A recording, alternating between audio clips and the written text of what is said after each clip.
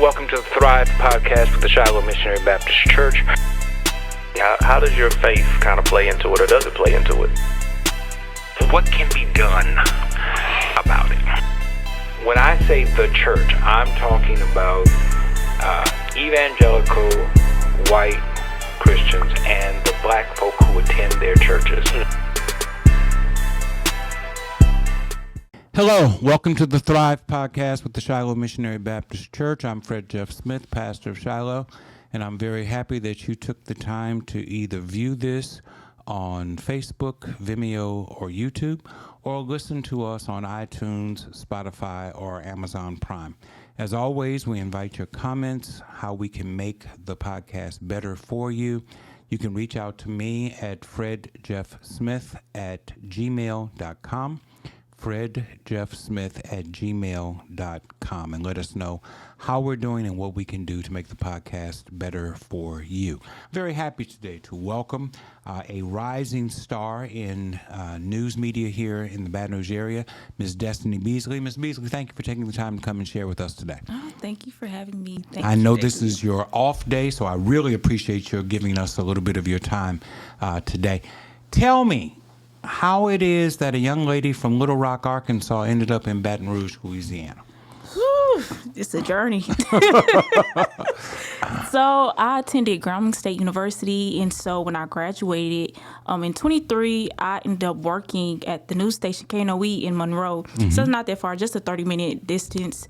And I honestly got the job right before I graduated. So I got the job in April, graduated in May. Okay. So that Friday, walked the stage. That Monday, started work.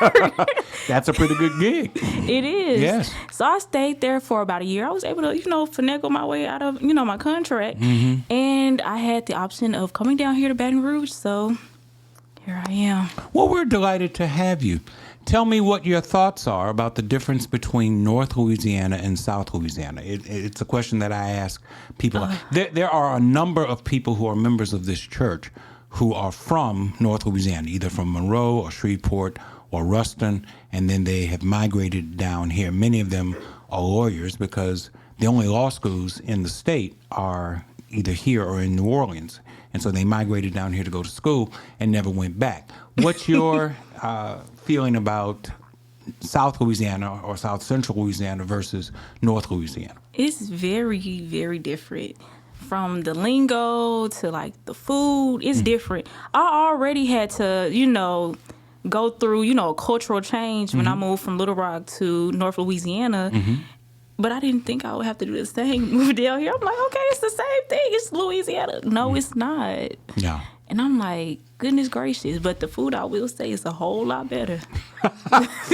Well, I'm delighted to hear you say that. I tell people all the time that there are at least 4 different Louisianas. There's the New Orleans, there's the Baton Rouge, there's the Lafayette, and then there's Alexandria North, because I consider everything north of Alexandria to be essentially the same thing. Don't send me any texts or emails about that. That's just one person's Everybody opinion. has been calling North Louisiana basically South Arkansas. And I'm like, it's kind of different, y'all. I call it East Texas. East Texas. Shreveport, to me, has more of a Texas feel to it than it does a Louisiana Yeah, feel. I can see that. Yeah. But I know they call Shreveport Ratchet City. But that's what they call Grambling, too. They call Grambling the Ratchet School. Yeah. Which I take pride in. Of course. I love Grambling. There's a strong Grambling contingent here at Shiloh. Tell me how you ended up at Grambling from Little Rock, because there are schools in Arkansas that you could have chosen, but you chose Grambling. How did that come about? So my mom, she went to Grambling her freshman year, and her mother graduated from Grambling, and I have a cousin that also graduated from Grambling, and she was a mass comm major, and she kind of inspired me because she was doing great things. She was a photographer for the Grambling Night newspaper. Mm-hmm. She was receiving awards. She was going to the Bayou Classic every year, just taking pictures. And I'm like, oh my gosh, I want to do that. Okay. So I went to Grambling, but I did my own thing, just different paths, but we're still in the same, major. But I'm very glad that I had people that attended Grambling and I saw what they've accomplished. And now I'm doing the same thing. Mm-hmm. And so there's nothing but success coming out of Grambling State University. But I would say the best 5 years. Spoken like a true alum. I'm sure the check is in the mail for you for that. I was reading part of your bio, and I understand that you spent some time doing radio, and now you do television. And people think, well, they're essentially the same, but they're not. I've talked to people who've done both television and radio. They're not the same. What's your preference, television or radio? That's a tough question. I would say if I want something more laid back, I would say radio, because you don't have to worry about, how you look, having a certain type of presence. You don't have to worry about putting something together. Mm-hmm. But with TV, I'll say if I do want to, show my face, and if I really want to tell a story, but I feel like radio is more chill and laid back. Okay. All you have to do is just spin a record or talk. So you did radio where you were essentially a disc jockey. Excuse me if that's not the right term. Where you spun records, as opposed to talk radio. Well, it was automatic, so I didn't have to touch a thing. Okay. But I did, introduce certain songs, and I would say, "Good morning." This what was the morning jazz show? It was a jazz show, and then I did the Way Back Wednesday, where they did a lot of throwbacks. And when I tell you that Way Back Wednesday, my playlist for my old songs, too, it has grown. Well, that's great. That's great. We have had several news people here on this podcast over the years. I was making a list before you came in. Scotty Hunter, who's no longer in Baton Rouge, Sidney Simone, Brandy Harris, Ashley Renee, John Walton, and Karen Chawla all have been in the seat where you are. One of the things that I have found in talking with news media types is they have opinions about the events that they cover, but they are often discouraged from letting those opinions come through in their reporting. How difficult is it for you to divorce yourself from your opinion about a topic or a subject or a story that you're covering?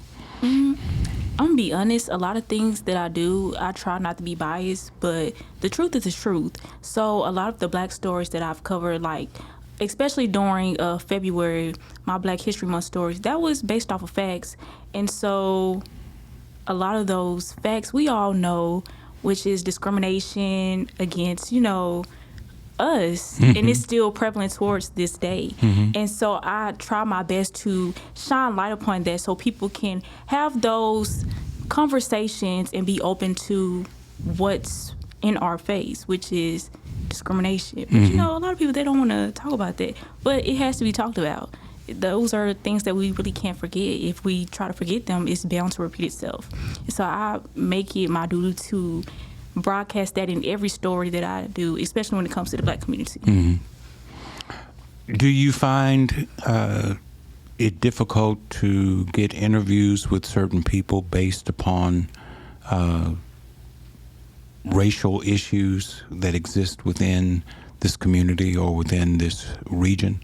Do you find that there's some people who are reluctant to talk to a young Black professional reporter as opposed to someone else based upon their politics or based upon the issue that exists? I don't have any issues. A lot of people, they tend to like me, and I guess it's my personality. I'm very, outgoing and bubbly, and I always try to make people feel welcome. Even if it is something difficult to talk about, I still let them know, like, okay, there's not a camera right here. It's just us talking. I'm not going to, press up on you to where it feels like you're backed up against a wall. But, we do have to discuss, certain topics. But at the end of the day, it's respect, because I respect them. And, when you give respect, you gonna get it back. And so that's mainly how it is. But they often like me a lot. Well, I wouldn't think you're a wonderful person. I wouldn't think that they would have a problem with you as an individual. But it seems to me, I look at national politics, I look at all kinds of politics, national, state, local. And I find that particularly when you're dealing with conservative Republican types, whether it be nationally or more local, that they have a preference as to who they talk to. the president makes it a point to say, "You're fake news. You're not a good reporter. I don't want to talk to you." But he seems to have an affinity to talking with certain people. I'm wondering if you've had that experience where people say, "I don't want to talk to Destiny because Destiny comes across as being someone who has a political agenda." No, I haven't had that problem at all. People have been very open with me. And I guess because I am new, and so I think it's more so of trying to build that rapport and see, you know, after this, like, where do we go from now? If I continue talking to her, or if I'm just like, no, I don't want to, you know, talk to her at all unless y'all have somebody else for me. But for the most part, everything has been pretty fair. I'm a fair person all across the board, regardless of my political views, my preference when it comes to certain things. It's still journalism at the end of the day, and journalism should be non-biased, regardless of how I feel and how you feel. Because like I said, facts are facts. Your story is your story. How you feel is how you feel. And I'm the type of person, when I do put out certain stories, I put their words and I don't try to misconstrue what they're saying. So I try to find every soundbite where this person has said it and it's proof that they said it. So it doesn't seem like I'm painting them out to be a certain type of person, because that's not what it is. In addition to being a reporter, I imagine when it comes to local news that you're your own editor to a large extent of what it is that you report. Do you find that any of your reports are censored in such a way that you would not be happy or you're displeased with how the final product came out? I imagine when you go and do a story that you might ask 10 questions, but only 3 make it to airtime. And I was just wondering if that becomes a problem from time to time. No, not really, because I think of it in a way of, what do people want to see? What do they want to hear? Because if you think about it, journalism is kind of like gossip. You know, some people, they are messy. So I'm like, what do the messy people want to hear? And so I try to pinpoint certain things that, you know, draws people attention. And as far as censoring, especially when I do community stories, Black stories, I put it all out. Like, this is what is going on and this is what's real. And if you don't like it, I'm sorry, but that's the truth, and that is their experience. And it's not so much that I'm experiencing it, and I do see it, but it's very prevalent, and we should address these issues. From your perspective, the state legislature is in session right now. Got about 2 weeks left before they're done with their regular session. There might be special sessions that come after that. What do you think are the leading stories that have come out of this current session of the legislature? Well, I know a lot of it has been, you know, either education. I will say, as far as education, I know they talked about like the Gator bill, and it was something else, especially the St. George. I want to say the St. George. Now, my take on that, I personally don't understand why, you know, you have to break away to create your own school district. But we all know why. I'm not going to say too much. But, I mean, when you say you don't understand why, you understand why. Yeah. But the people know. I don't even have to say it. This has been 10 or 11 years in the making. They've been trying to do this for a long time. You see that as one of the major issues in this current session? Yes, St. George. Because it affects the kids, and in a way, it's like desegregation. And we came a long way from that, so it's like, why are we still trying to draw this out? And me coming from public school education, it's all the same thing. You don't have to break away and create your own. We all deserve, you know, a real education, the same textbooks, the same reading materials. Everything should be equal upon all of us. You don't have to break off and, you know, and then I know a lot of people, they look at it as they want to separate their kids from the bad schools. First of all, the kids not bad. They kids. And I'm saying this only because I grew up with those bad kids. I know them. And all they need is just guidance. They need good teachers. But I understand a lot of people, they don't want to become teachers because of the pay. But at the end of the day, it shouldn't be about that. I mean, in a way, it should. But you have to think about it like the kids are the future. And so you have to invest in these schools. You can't just pull away because you don't want to be with them. So that's how I think of it. Little Rock does not have breakaway school districts, independent school districts. Well, When I was a kid, there was one school district, East Benders Parish School District. Over time, Baker broke away, then Zachary broke away. I believe I have the timing right. Then Central broke away, and now they're on the precipice of this St. George Independent School District. I know that in Texas, especially around the Houston area, there are several different independent school districts. There's no such independent school district system in Little Rock where you grew up? All I can think of, we have 2 main school districts. You have Little Rock School District, that's, in the city. And then, of course, on the outskirts of the county lines, you have the Pulaski County School District. And then you also have the other suburban, I guess it's kind of similar to Central Zachary, but I'm not sure of the history of that because when I was just going to school, I was just going to school. Sure. But the history here is that every time a school district broke away, it was primarily surrounding the issue of race. White flight.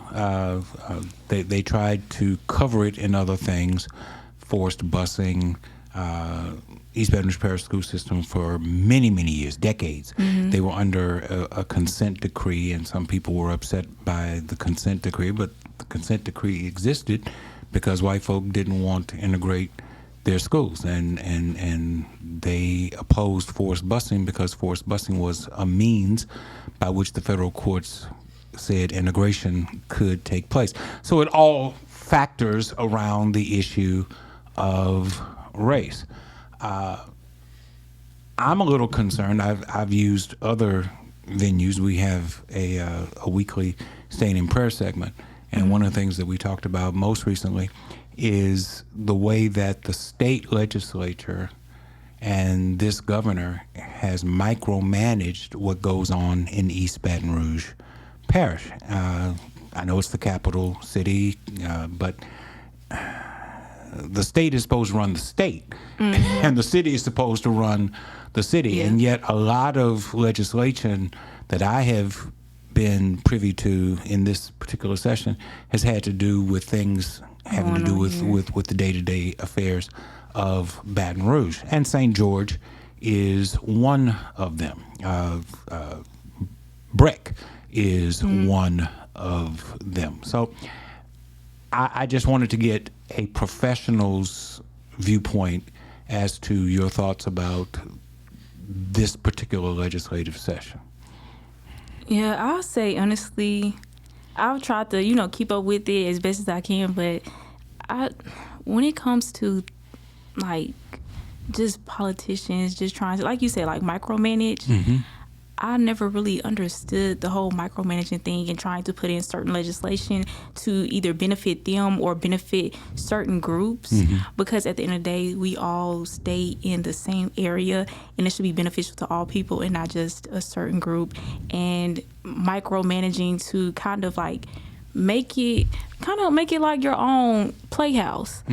It shouldn't be like that because the people voted for you and they trust you to do things for all people and not just certain groups. But politicians, they have their own ways.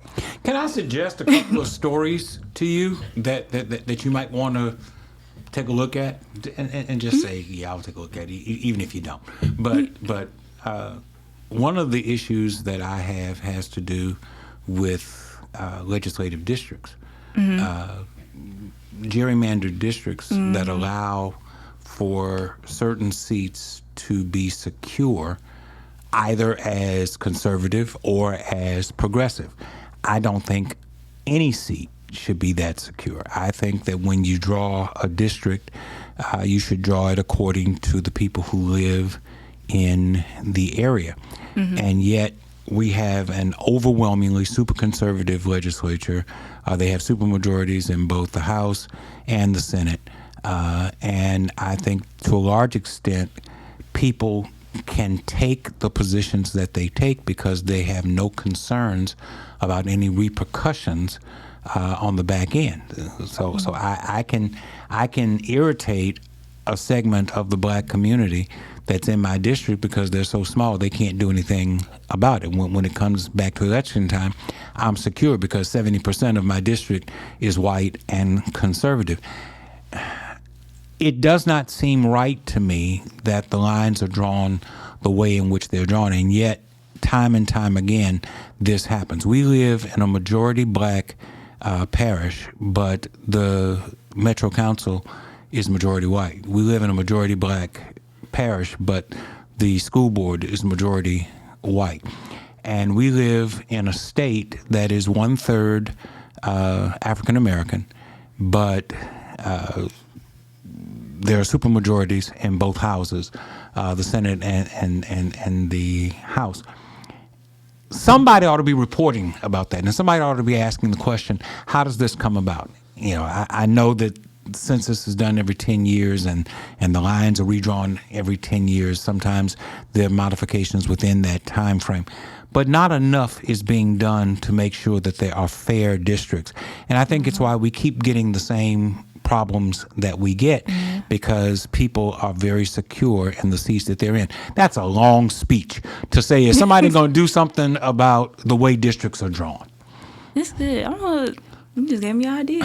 Yeah, because now that you mention that, I know I've talked about that with friends as far as, gerrymandering and the importance of being educated on, the voting process and why it is important to vote because of things like that.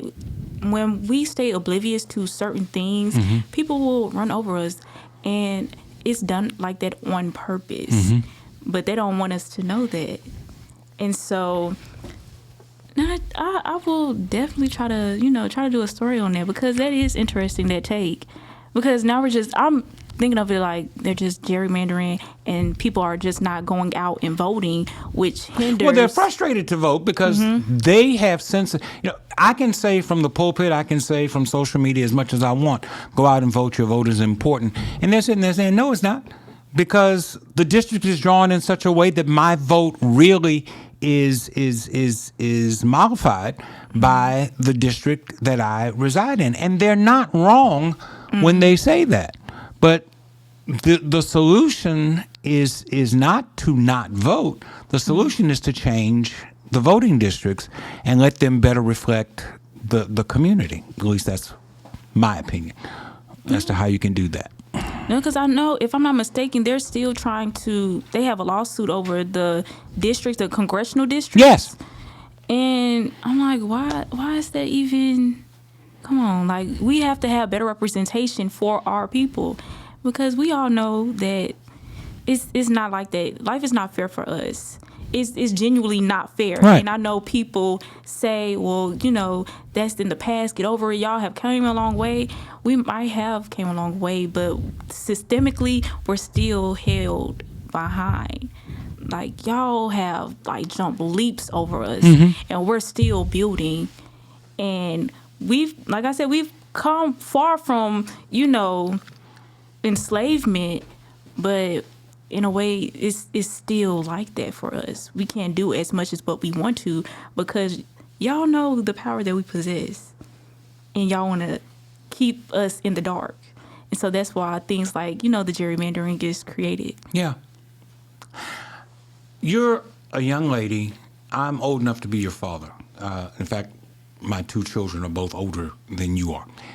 Tell me something that I, as an older black man, need to know about the thinking process, the thought process that goes on with young black people that might be helpful to me in serving your community.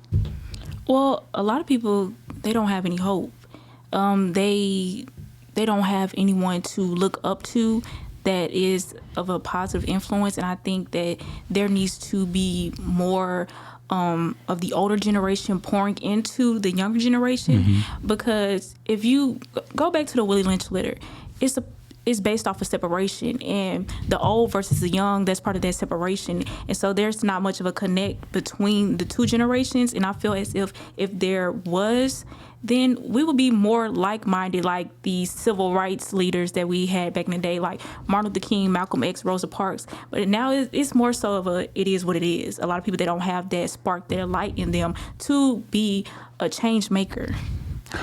When you talk with people in your own age bracket or in your own professional circle, and the topic of community social justice comes up, what is it that comes out of those conversations from your perspective that might be helpful to older people to understand?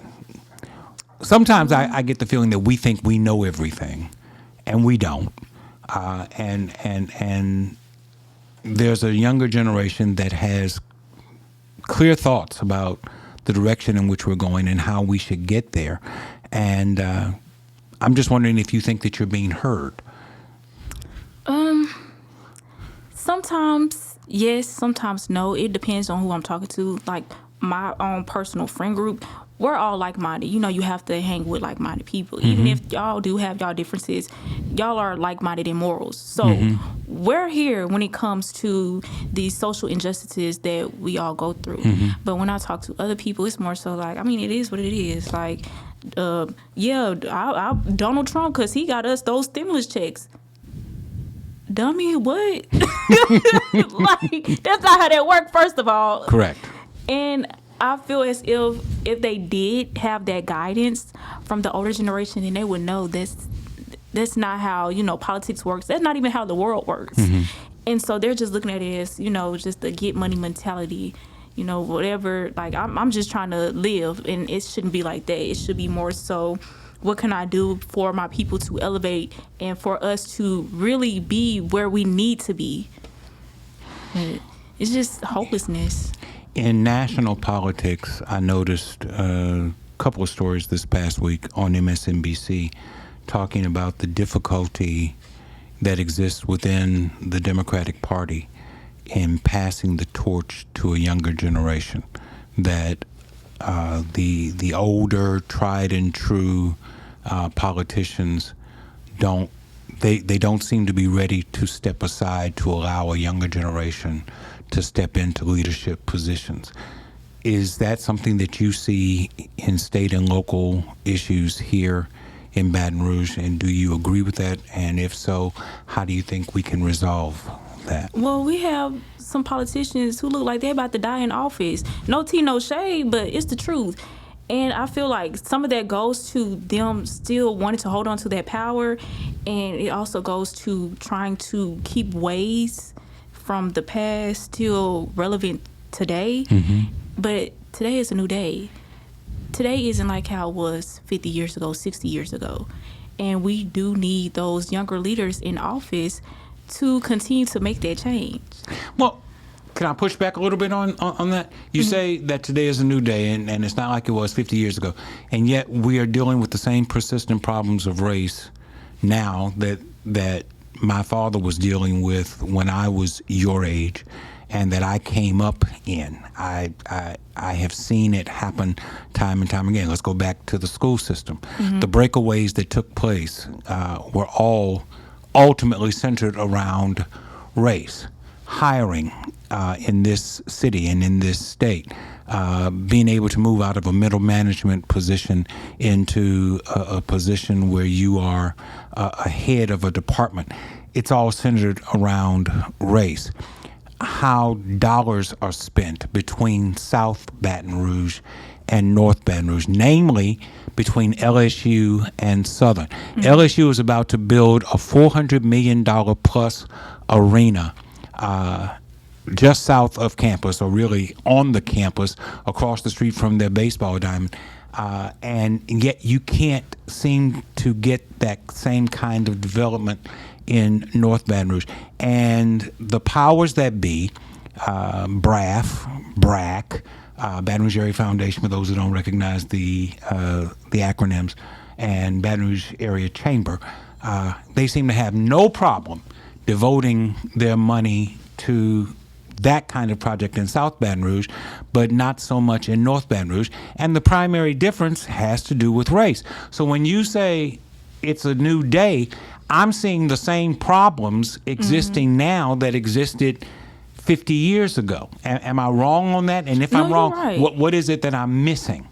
No, you're right. Race is still an issue to this day. But when I say today is a new day, it's more so we need more of, people that look like me in office, because we don't have those Jim Crow laws that we did in the past.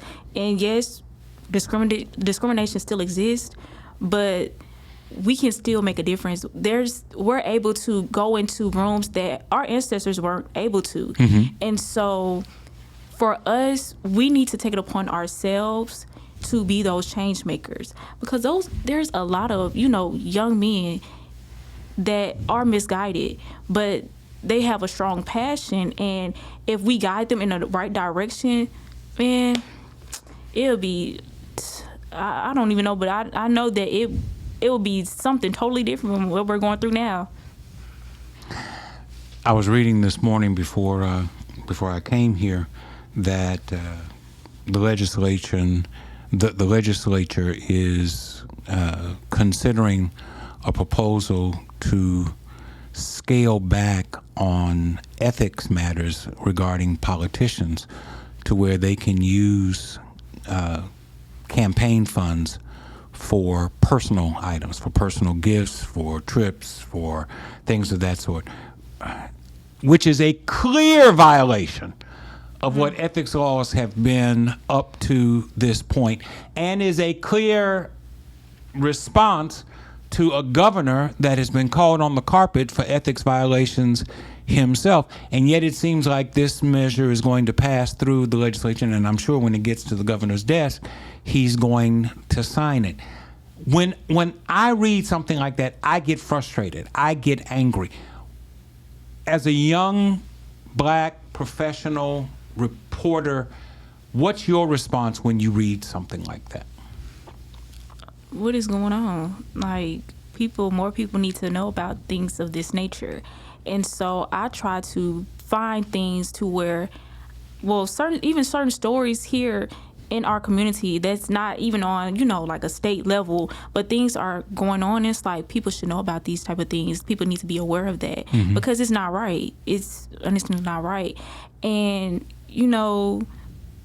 we have, politicians that are in office, that are elected into office, and some of them, they do have their own agendas. Not saying, certain ones, but I mean, like, let's be honest, some people, they do have their own agenda, so they couldn't have that power. And I guess that's what we're seeing now. I'm not saying that it is, and if it isn't, but it's true, because if that's the case, you wouldn't be passing certain things like that to where you can get by the law, because nobody's above the law. Nobody's above the law. Really? President's not above the law? Well, you know what? Let me say this. Ain't nobody above God's law. Well, okay. Make sure you say God. Because look, when it comes to federal law, it seems like this president is getting away with a whole lot of stuff. When it comes to state law, it seems like this governor is getting away with a whole lot of stuff. And this is something that I live by. You reap what you sow. If you sow a bad seed, you're going to reap a bad harvest. But if you sow a good seed, you're going to reap a good harvest. Now, you might not meet your judgment on earth, but we all going to be judged by the Lord.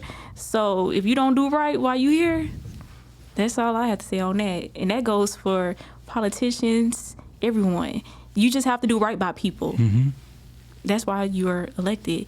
That's why we're here on this earth, to not only, honor God, but to also help people along the way, to be a blessing to people. And that's what I try to do each and every day that I wake up. In Baton Rouge, let's turn the page and get back to Baton Rouge and the broadcasting industry in Baton Rouge. There are three primary news stations in Baton Rouge. WVLA, the NBC affiliate, WBRZ, the ABC affiliate, WAFB, the CBS affiliate. When I was growing up, I know I'm old. When I was growing up, all three were locally owned. Now just the one you work for, WBRZ, is locally owned. The others are part of larger syndicated groups. Help me as someone who's not a part of this industry to understand the difference, if there is one, between being locally owned and being a part of a larger syndicate group. Well, I was actually a part of the same sister station as a WAFB before I came to WBRZ, and I say for the most part it's pretty much the same. It's more so the corporate umbrella that you're underneath. So the news outlet is the same, it's just how is it ran. That's the only difference between the two, honestly. But I will say, yeah, there's not much of a difference, because at the end of the day, I believe it all falls down to the reporter. You can be locally owned, but are you really in your community? So there might be people at WVLA and WAFB that might be involved in the community to where they are local. And then you can have somebody at my station, we're locally owned, but they probably not in the community for real, and they don't know what's going on. Do you have relationships with your colleagues who work for these other stations, or do you guys have professional relations? Is there a group or a civic organization that you guys are a part of that allow you all the opportunity to interact with one another, or are you guys in silos? Is WBRZ its own silo and WFB its own silo and WVLA its own silo? I'm gonna be honest, I really don't talk to Okay. but I do know some of my co-workers, they do mix and mingle with the other stations. But me personally, I have my own friends that I, kick it with here. I really don't, mix and mingle with, other reporters. And So my when you're off from coworkers. work, you are off Oh, from yeah, work. I'm off from work. Okay. We don't go to no bar. We don't shoot dice with each other. We don't Okay. shoot scraps. None of that. Okay. We don't do none of that. Okay. I don't. No tea, no shade towards them. I love them, but Sure. I'm just trying to get a feel for how news is reported. I think that you guys get an unfair rap about certain things. When Brandy Harris was here in particular, I was talking to her about the way violent actions are reported in North Baton Rouge versus South Baton Rouge. In South Baton Rouge, you simply say South Baton Rouge, but when it's North Baton Rouge, you say near 2 Southern. miles off the Southern University campus or a mile off the Southern University campus. And I was trying to understand why that is and why is it reported that way. And I don't want to put words in her mouth. She suggested that that's a conversation that we could have off camera and not on camera. So I'm going to try again with you. Is there a particular philosophy that allows for that kind of reporting? I'm gonna be honest, I personally don't know. I would think they might say near Southern, because that might be better associated with viewers of the location. But when you're 4 miles away from Southern, it's really not near Exactly. Southern. Exactly. That's why I'm like, I don't know their way of thinking, but I would assume that's why. And when you're on McKinley Street, you're a whole lot closer to LSU than you are to Yeah. just South Baton Rouge. So when there's a shooting or a robbery or a murder on West McKinley Street, you're literally like 5 blocks from LSU, but the report is not near LSU. Yeah, I'll say whenever I do any type of crime stories, I hate doing crime stories, by the way, but I make sure that I say the name of the street. And if you're from Baton Rouge, you know what street it is. Because I know if I'm back at home and a reporter, they say that a crime was committed on Wright Avenue, I know exactly where Wright Avenue is at. So it's the same with, here I'll say, oh, it's off of this street, it's off of that street. And it's like, okay, I know exactly where that's at. So I try make it my best to just use street names and not say, oh, it's near such and such. Or if it is a street that a lot of people might not know of, I might say it's off of like a certain known street. But I went to a HBCU, so I know I'm not associating Southern with anything. Okay. Because I wouldn't want nobody to do that with Grambling. Sure. Sure. You in your tenure here, you witnessed the transition from the Sharon Broome administration to the Emil Sid Edwards administration. Sharon Weston Broome, a longtime progressive Democrat, Emil Sid Edwards, a novice, first-time politician of a conservative Republican nature. Both of them are very religious, very devout people, but their philosophies are very different. As a reporter, Mr. Edwards has been in office now about 5 months. What have you noticed to be the most stark difference between the Broome administration and the Edwards administration? Well, I'll say I came towards the end of the Broome administration because I came here about a year ago. And so I'll say I know it was more so centered around like prayer with Sharon Weston Broome, as far as, you know, having prayer in the community. With Sid Edwards, it's more so being tough on crime. And that's the only difference that I've personally seen, because I really can't say much on her administration because I wasn't there for a majority of it. But just seeing Sid Edwards, I would say he's more so focused on crime. And I'll say with her, I did kind of see a little bit of community because of just the whole prayer in the community. But that's just what I've seen. You are currently a news reporter. I get the sense that just reporting the news is not something that you see as the end of your reporting career. What's your aspiration? What's your goal as far as media is concerned in the future? Where do you see yourself 10 years from now? Oh my gosh, I actually see myself doing something in the Black community, telling those real Black stories, and not just something that's, you know, surface level, but actually going deeper into what actually, you know, transpired from when we were first brought over to now. Because I feel as if those stories need to be told, because that's why, you know, we have these, you know, continuing events. And so I think if we have those real conversations, then I feel as if race relations will be a whole lot better. But that's just my own personal philosophy, and that's what I want to do with my career moving forward. Well, that's what I'm doing now, but I really want to take off and do that.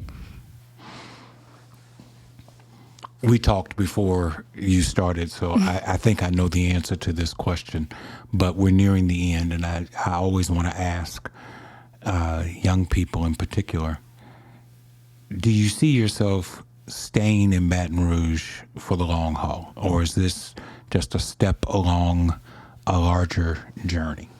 Oh, this is just a step up, because I believe that God has called me to a great purpose. I don't know where or when that calling might really just take off for me, but I do know that this is a stepping stone for me to build. It's like, you know, when Jesus was in the wilderness, I feel like this is part of my wilderness journey. Baton Rouge is a wilderness. Did you hear that? Baton Rouge is a wilderness. I'm sorry. I'm just being funny, but I'm just curious. One of the concerns I have is that there seems to be a brain drain in this area. Young people, very bright, very talented people, grow up here, educated here, but the moment they get the opportunity to do so, they leave here and go to other places. And when I see bright, talented people such as yourself here, I'm wondering what we can do as a city, as a region, to keep people like you in this area.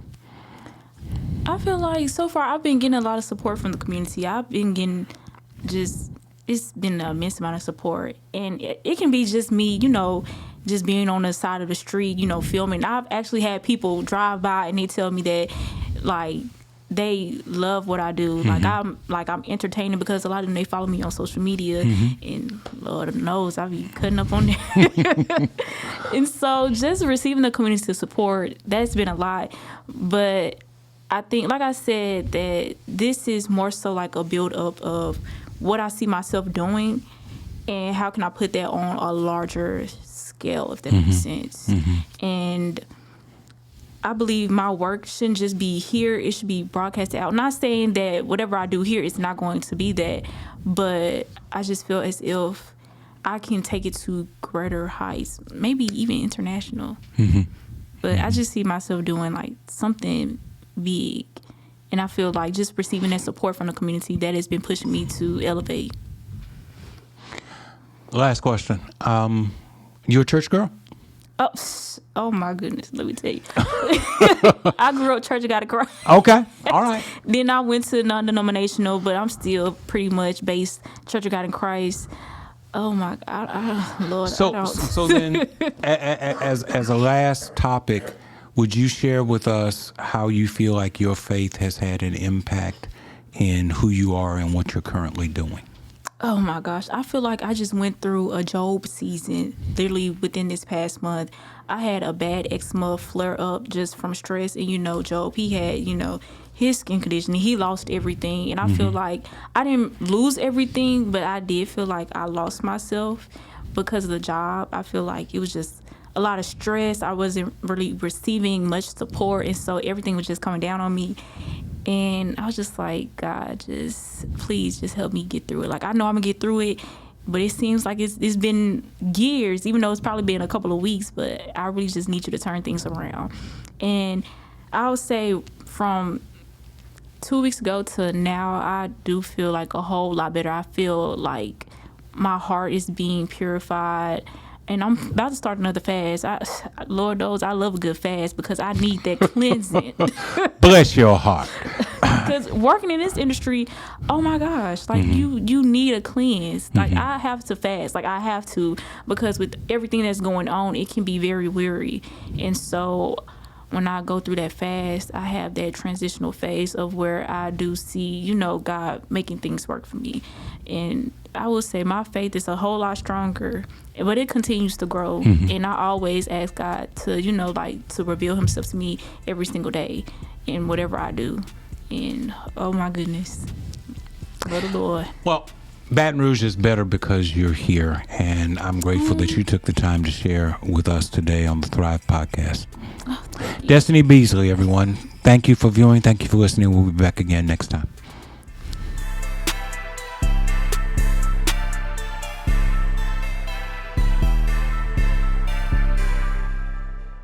Thank you.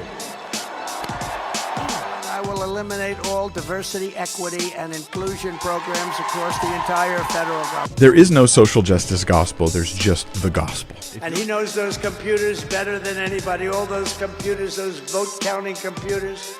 And we ended up winning Pennsylvania like in a landslide.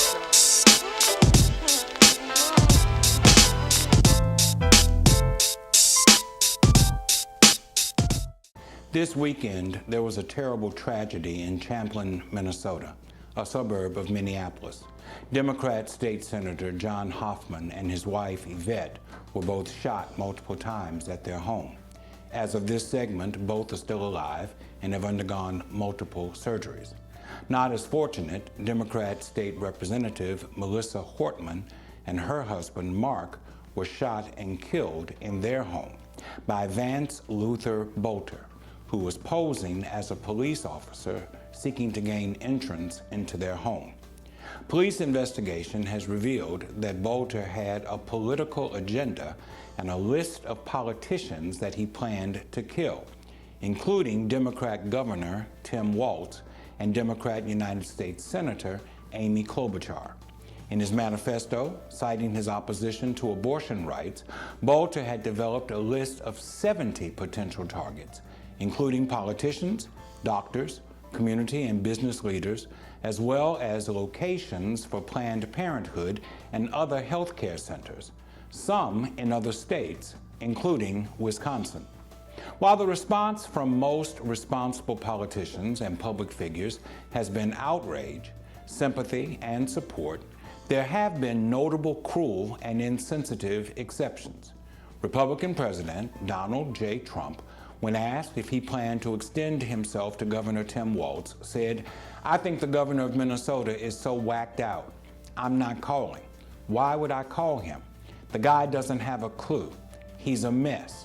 So, I could be nice and call, but why waste time?" Oh, I don't know, Mr. President. Maybe to show that you are who you purport to be, the leader of the nation? Republican United States Senator from Utah, Mike Lee, mocked the tragedy by posting pictures of the gunman on X with the captions, "This is what happens when Marxists don't get their way," and "Nightmare on Waltz Street." Really classy, Senator. As for Louisiana politicians, there's been no formal statement from Republican Speaker of the House, Mike Johnson. Neither has there been a formal statement from Louisiana Governor Jeff Landry. Typical. But officials in at least 3 states said on Monday that they were investigating and are prosecuting people for making threats against politicians. In Texas, authorities said that an armed man who had threatened to harm lawmakers at the state capitol had been detained. In Georgia, a man was arraigned after prosecutors said he had threatened sexual violence against 2 United States senators. In Virginia, a former Coast Guard officer was arrested and accused of making threats against President Trump online. Sadly, threats and violence against local, state, and federal officials in the United States have become commonplace. 14 years ago, Democrat Congresswoman Gabby Giffords was shot and severely injured, along with 18 others, at a consultant meeting held in a supermarket parking lot in suburban Tucson, Arizona. Among those killed at this shooting was a federal district court chief judge, John Roll. 5 years ago, Democrat Governor Gretchen Whitmer of Michigan was the target of a kidnapping plot. 3 years ago, the husband of former House Speaker Nancy Pelosi, Paul Pelosi, was bludgeoned by a man who was looking for the politician. Republican President Trump was targeted in 2 assassination attempts as he was running for president. In April, the home of Democrat Governor Josh Shapiro was set on fire as he and his family slept inside. The Department of Homeland Security, in its annual assessment of threats to the United States, said last year that politically motivated violence was among its top concerns for 2025. The number of concerning statements and direct threats against members of Congress alone more than doubled from 2017 to 2024, according to an investigation by the United States Capitol Police. Violence is not limited to the political. It is prevalent in every aspect of American society. It proves to be a drag in every societal subset: racial, political, academic, financial. Though certainly not true in every case, a significant portion of violence unleashed on the world is rooted in strongly held religious beliefs. So what should the response of the church and Christians be to this proliferation of violence? Consider the thinking of Eric Siebert, professor of Old Testament at Messiah College in Mechanicsburg, Pennsylvania. In his 2018 book, Disarming the Church: Why Christians Must Forsake Violence to Follow Jesus and Change the World, Siebert makes the case for nonviolence as an essential ingredient of Christian discipleship. Nonviolence is at the very core of Jesus' teaching and witness. Writes Siebert, "I'm troubled by how much violence Christians condone and sometimes participate in, and by how much violence the church sanctions and sometimes supports." In his book, Siebert attempts both to persuade the unconvinced that nonviolence is the way of Jesus and to encourage the already convinced to persevere on this path, to deepen their conviction, and to more fully embody the nonviolent way of Jesus. Simply put, he wants the church to look more like Jesus. Siebert defines violence as physical, emotional, or psychological harm done to a person by an individual or individuals, institution, or structure that results in serious injury, oppression, or death. In contrast, Siebert says that nonviolence is a way of life modeled after Jesus, one that completely rejects violence, actively confronts evil, and unconditionally loves others by practicing gracious hospitality, radical forgiveness, and deep compassion. Siebert proceeds upon robustly defined conceptions of the violence he urges the church to reject, as well as the task of love that he believes we are compelled to pursue.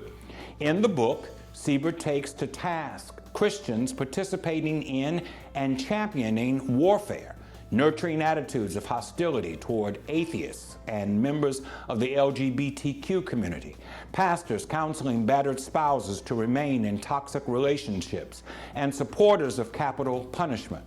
Whether because of misguided beliefs about the necessity of violence or because we've simply grown desensitized to the actual horrors of violence, or because we're unaware of nonviolent alternatives, Siebert suggests that Christian history supplies far too much evidence of Christians lazily and self-servingly ignoring the teaching of Jesus and resorting to violence to either oppose evil or advance our own aims. Siebert reminds us that Christian nonviolence has profound implications in our homes, workplaces, and our most intimate relationships. Siebert argues that Christians must cultivate the disciplined imagination to see everyone we encounter through the eyes of God, to see them as dearly loved children, worthy of respect and care. Violence, whether physical, psychological, emotional, or spiritual, becomes unthinkable when we view people this way. In his postscript, Siebert quotes an anonymous Iraqi hospital manager. Violence is for people who have lost their imagination. This must never be a descriptive of the church. Too often, in too many different ways, violence is a part of life for Christians, whether we are victims or perpetrators or witnesses. It must never be condoned. It must never be sanctioned. It must never be seen as inevitable. It must never be ignored. It must be resisted in the name of Jesus, who suffered great violence and death to secure our eternal, perpetual atonement, and then overcame it to secure our eternal salvation. This is something we should pray about. Merciful God, please banish violence from our midst, wipe away all tears, and give your children your agape, love without limit or restriction. We entrust the Minnesota families who have been victimized by brutal and senseless violence into your care. We commit every victim of senseless crime and violence to your mercy. Give solace to grieving communities and bring peace to anxious hearts. We thank you, Lord, that through your death on the cross, you disarmed the powers of evil. Help us to enter your victory and to stand in your authority against all evil and violence. Send forth your light and your truth. We ask these things in the name of Jesus, our Christ, our Messiah, our Redeemer. Amen.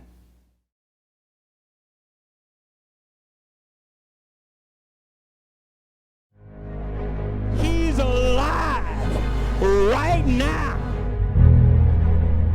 He walks with me.